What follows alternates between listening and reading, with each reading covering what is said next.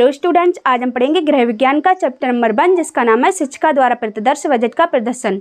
इसका पार्ट 1 एवं 2 पहले ही पढ़े, 3 देखेंगे। ठीक है, इसमें हमारा पहला क्वेश्चन है पारिवारिक बजट की उपयोगिता एवं लाभ। ठीक है, अब क्वेश्चन के अंदर हमारी फर्स्ट हेडिंग है परिवार को लाभ, यानी कि बजट यह बताता है कि परिवार में ना तो अधिक व्यय करना चाहिए और ना ही कम।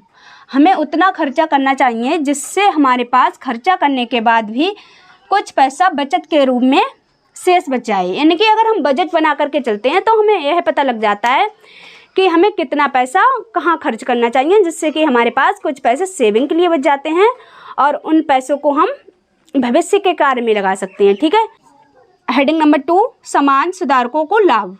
समाज सुधारक पारिवारिक बजट के अध्ययन से यह जान सकते हैं कि जनता अपनी आय का सदुपयोग करती है अथवा दुरुपयोग। यानी कि अगर जनता बजट बना करके चलती है तो समाज सुधारक यह पता लगा सकते हैं कि जनता अपने आय का सदुपयोग कर रही है या दुरुपयोग। अगर जनता का धन बुरी आदतों पर खर्च होता है, जैसे बीड़ी, तम्बाकू और दारू हो गई है ना, तो समाज सुधारक क्या कर सकते हैं, तो समाज सुधारक प्रचार करके जनता की बुरी आदतों को सुधार सकते हैं। ठीक है, तो आई होप इतना तो आप समझ गए होंगे। अब देखते हैं नेक्स्ट हेडिंग, अर्थशास्त्रियों को लाभ। अर्थशास्त्री पारिवारिक बजट के अध्ययन से समाज या देश के जीवन के स्तर के संबंध में यह जान सकते हैं कि उनका आर्थिक या सामाजिक स्तर गिरता दिखाई देता है तो अर्थशास्त्री सुधार सकते हैं। अब देखते हैं नेक्स्ट हेडिंग, सरकार को लाभ। बजट के माध्यम से सरकार को सरकारी नीतियां बनाने में सहायता मिलती है। ठीक है, देखते हैं नेक्स्ट हेडिंग, राजनीतिज्ञों को लाभ। पारिवारिक बजट सरकार आर्थिक नक्शा प्रदान करता है, अर्थात लोगों की जिस प्रकार लोगों की आर्थिक दशा होगी उसी के आधार पर वे अपनी राजनीतिक विचारधारा का निर्माण करेंगे। आई होप इतना तो आप समझ ही गए होंगे। अब देखते हैं नेक्स्ट क्वेश्चन, पारिवारिक बजट बनाने में सहायक सिद्धांत। इसमें हमारी फर्स्ट हेडिंग है परिवार की कुल आय की जानकारी। यानी कि पारिवारिक बजट तैयार करने से पहले यह आवश्यक है कि परिवार का सदस्य बजट बनाए, उसे परिवार की कुल आय की जानकारी हो और परिवार के सभी लोगों को अपनी अपनी आय का सही विवरण देना चाहिए। नंबर 2 देखते हैं, परिवार के सदस्यों की आवश्यकताओं का निर्धारण।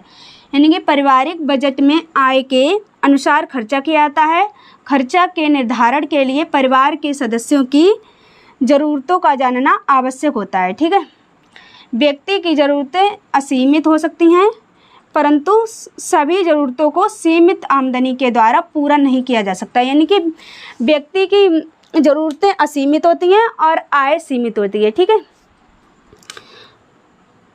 सभी ज़रूरतों को उनकी प्राथमिकता के आधार पर क्रमबद्ध किया जा सकता है। यानी कि प्राथमिकता का मतलब पहले होता है। ठीक है, क्रमबद्ध का मतलब होता है क्रम से रखते हैं। ठीक है, जो हमें सबसे ज़्यादा ज़रूरी चीज़ें लगती हैं उन्हें हम सबसे पहले रखते हैं और उससे कम उससे बाद में। ठीक है, आई होप इतना तो आप समझ गए होंगे।